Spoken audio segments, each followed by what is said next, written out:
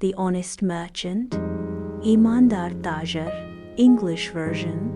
A long time ago in Makkah, there lived a young boy named Abdullah.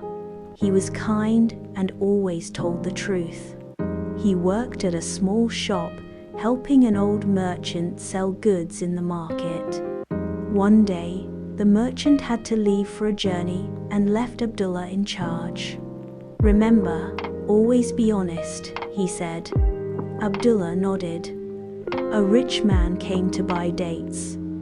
He picked the best ones and was about to pay when Abdullah stopped him.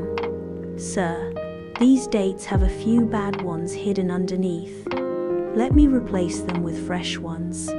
The rich man was surprised. "You could have sold me these without telling me." Abdullah smiled.